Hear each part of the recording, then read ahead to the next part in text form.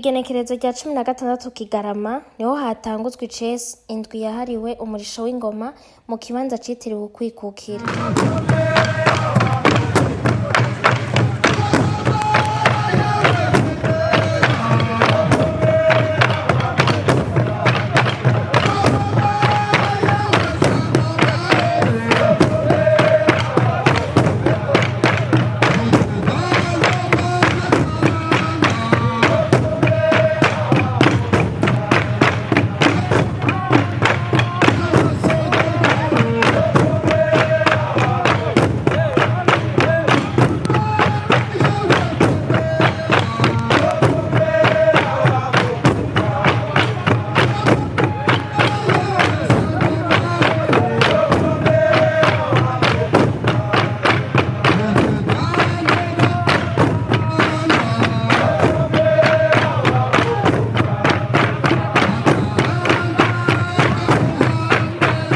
Uwaserukiye buramatari wa Bujumbura yashimiye umushikiranganje w'inkino ugwaruka n'imico kama kuko bahisemwo ko ivyo birori bibera mu gisagara ca Bujumbura.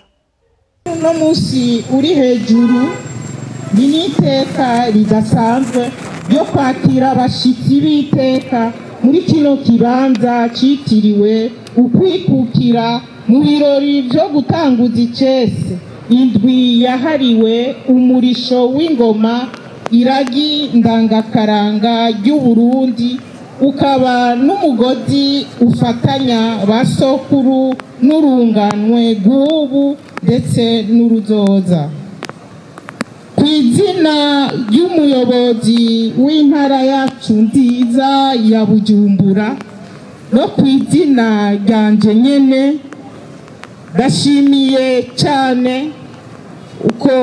uko mwitavye ibi birori bidasanzwe, nkanakengurukira bimwe bivuye ku mutima umushikiranganji w'ugwaruka, inkino n'imico kama bashimye ko iki gikorwa c'iteka gitangurira ngaha mu ntara iwacu.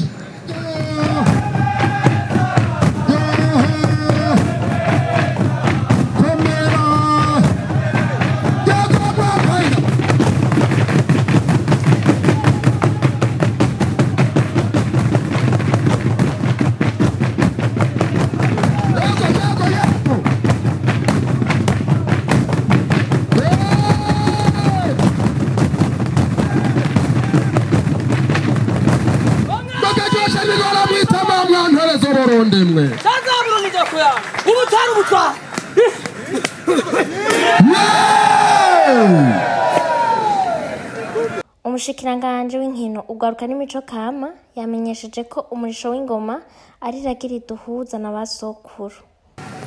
Nyakubahwa mukoraniye ngaha mwese batimbo n'abahebera mwihebeye umurisho w'ingoma gwaruka kuva kera na rindi. Inambo y'umurisho w'ingoma yamye ifise ijunja hamwe n'ikibanza gikomeye mu buzima bw'igihugu cacu ciza c'Uburundi, nico catumye yandikwa ku rutonde serukira makungu rw'iragi ndagakaranga ntakabakabwa kw'isi, liste représentative du patrimoine culturel immatériel de l'humanité, kuwa 2026 Munyonyo umwaka w'2014.